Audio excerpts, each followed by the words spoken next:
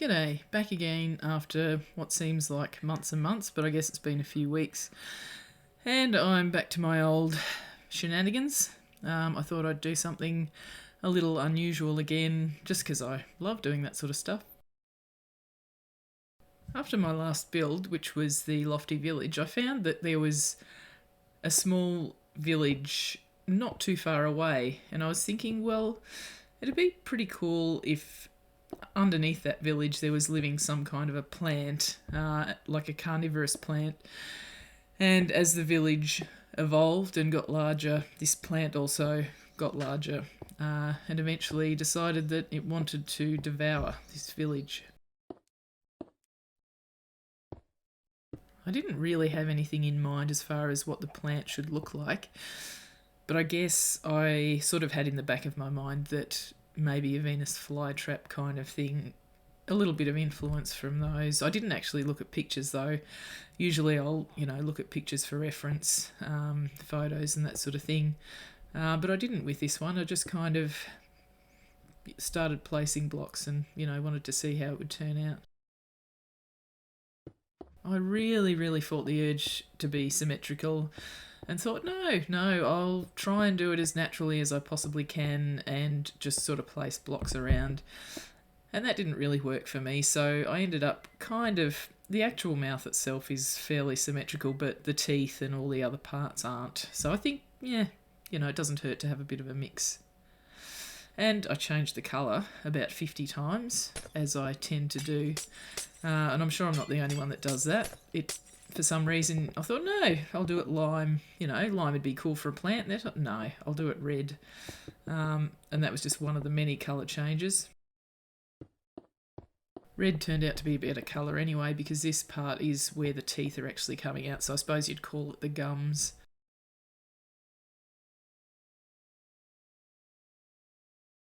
I used sea lanterns just to give myself an idea of whereabouts to place the mouth, so I found what I thought was roughly the middle of the village and counted 80 either side of that point, so it's roughly 160 wide. And I find, if I'm not sure about anything, sea lanterns are great as a bit of a marker at the start and good for measuring and all that. So here you can just see that I've done a layer of red blocks where the mouth is and then just build up from there. So you can see here that all I'm doing is building straight up from the initial outline of the mouth. So it's really just a whole lot of different sized rectangular pieces.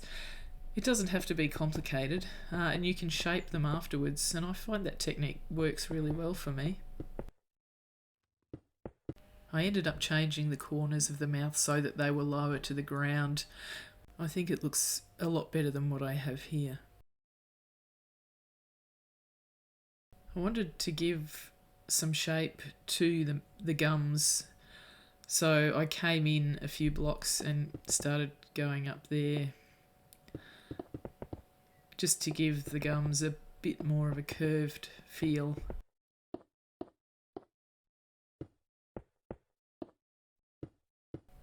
And it just kind of grows from there.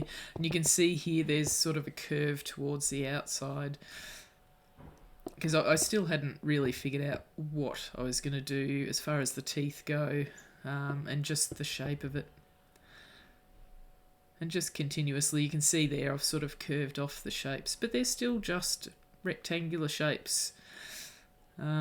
It's a surprisingly easy technique, but it's still reasonably effective, really. As far as the teeth go, I didn't have any design or any idea. I just wanted them to be massive and I wanted them to look sharp. And although that's kind of hard in a game where you're using cubes, with slabs you can kind of make them look a little bit sharper.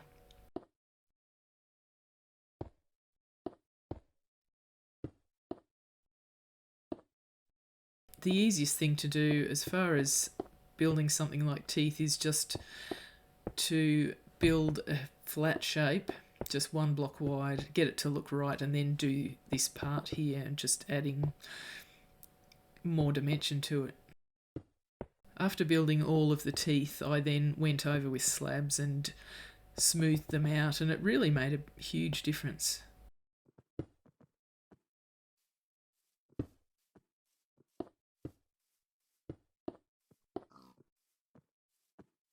I wanted to have something that kind of joined the teeth to the gums, but of course I had to change the colour again. But sometimes you don't really know until you build it what colour's going to look right.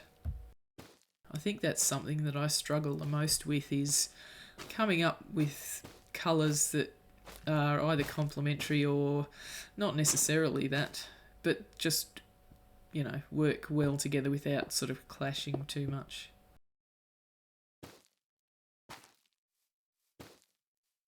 And I like the idea of big teeth with sort of nasty looking gums.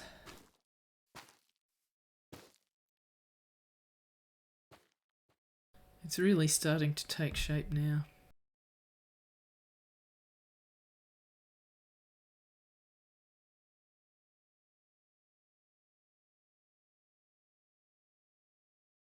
And then I thought, well, how about teeth on the upper part of the gums? And yeah, so again, just roughing in. You can see the ones in the background are just flat as well. And then I sort of go back and add a layer or two either side depending on the size of the tooth.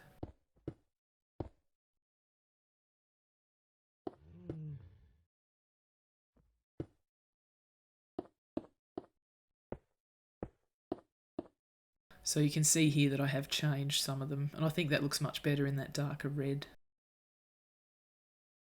So yet again, I'm rebuilding in a different colour. I do it a lot.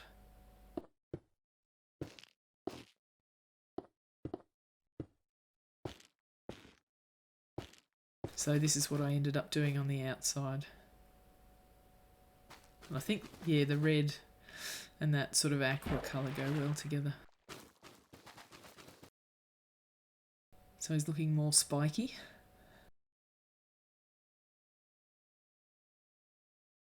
And I was going to do more spikes on the outside, but I decided that I don't really know what you'd call these. They're not really a petal. I guess they're more like a leaf on the outside of the mouth, but I think it needed something. And I just played around with the shape, but it didn't turn out too bad. It's kind of curved. And see, again, rectangle shapes and then just kind of shaping them as you go.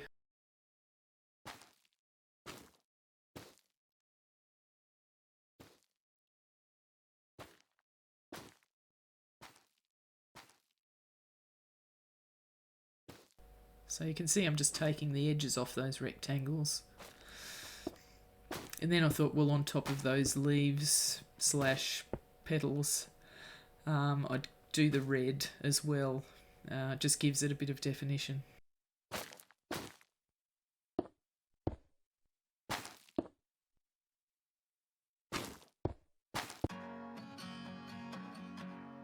So here he is in all his toothy, sharp glory. The devourer of villages.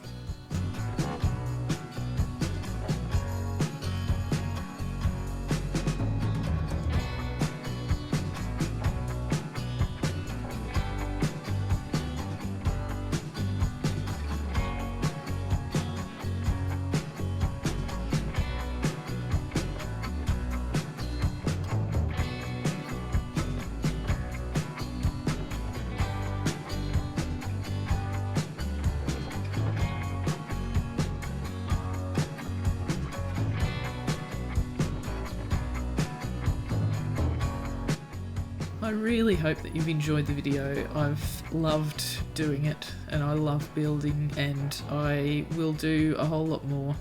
Anyway, goodbye for now.